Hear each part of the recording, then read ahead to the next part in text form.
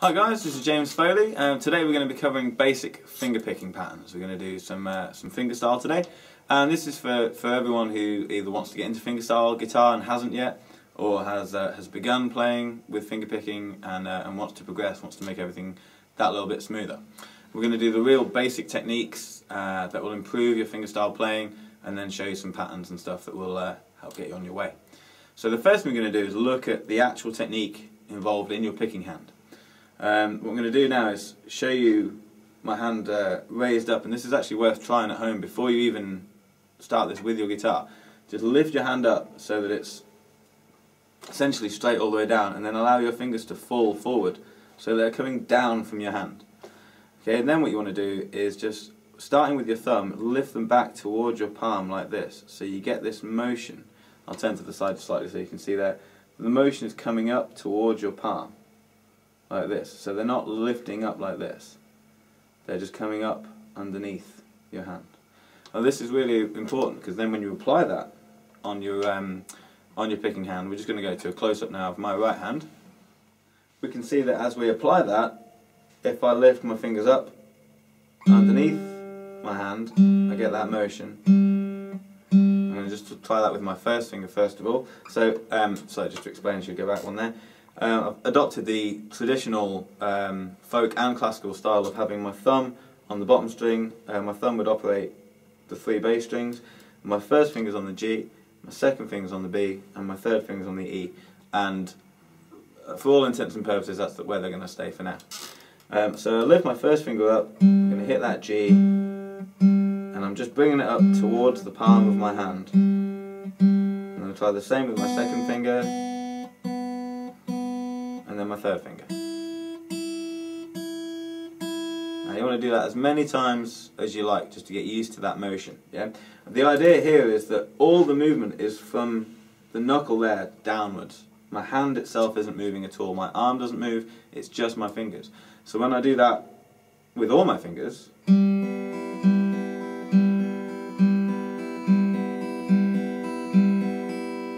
as you can see, the motion is taken up entirely with the movement of my fingers and not my hand. So you want to avoid this where you're bouncing your hand up and down, because it's extremely easy doing that to get the wrong note, because essentially you don't know where your hand is and you have to look at it the whole time, and you want to avoid that. So here,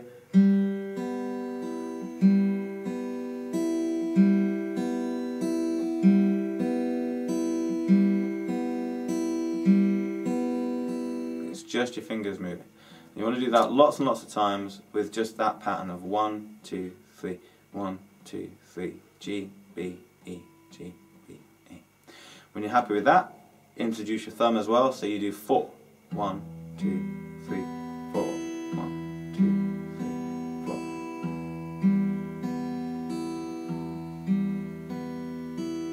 3, 4. Now when I'm doing that, my thumb comes actually behind my index finger and then out again as it comes up. It's up to you how you do that, as long as your thumb doesn't move up or hit the string underneath. Yeah, it's not a rest stroke, it's a free stroke. And again, it's extremely important that your hand doesn't move. The fingers do all the movement. So your hand and your arm want to be staying perfectly still at this point.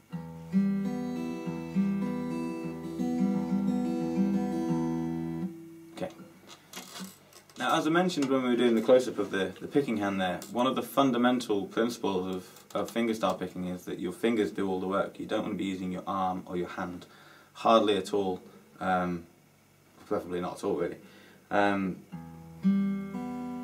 The idea there, as I said, is that your fingers do all the work, your arm and your hand just stay still. If you move them at all, you'll find that the connection with the guitar is lost slightly, and that it is easy to get the wrong note to be on the wrong string. Conversely, if you keep your hand in the same place and you're just moving your fingers, you can sit and hit the same strings again and again all day long. So if I just play those E, G, B and E, I can sit and do that while I'm having a conversation with you, and I'll hit the same strings again and again and again and again, because my hand isn't moving. My fingers are just going back to the same strings time and time again. So that's what you want to develop. And the way to start that is just do what we did there with that exercise, and very, very slowly just get used to hitting those strings. And when you've done it a few times and and you're looking at your hand and you've got the right ones, then look away or close your eyes and see if you can still do it.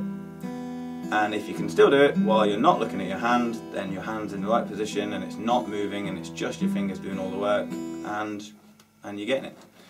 Another good trick to try when you're doing one of these patterns is to see if you can do it whilst you're holding a conversation, as I did just then. See if you can talk while you're playing. If you find that you're speaking at the same rhythm that you are playing, then you've not got it.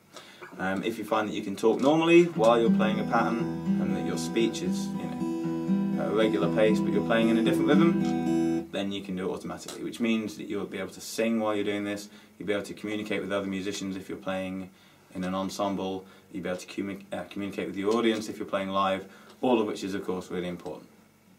Okay, we're going to move on now to another pattern. It's essentially the same thing but backwards. So here we've been going 1, 2, 3, 4, which in classical guitar terms is P, I, M, A. P being your thumb, I, M, and A being your index and middle. Okay, so here we have the same thing, but we're running backwards now. So we're going to go for a thumb, then your third finger on the E, then back to your second finger on the B, and your first finger, of course, on the G. So whereas before the pattern's been going like this, and now we're doing it backwards. We still start with the thumb though, so it's...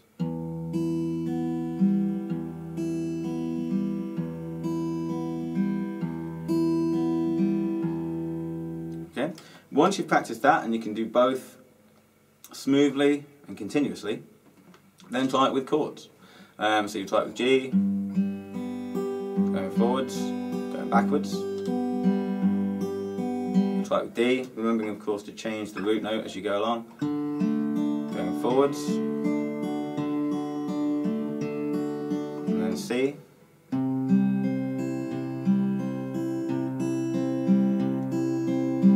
Or any chord that you like at all, but then you can put it together in a sequence and you have something like this.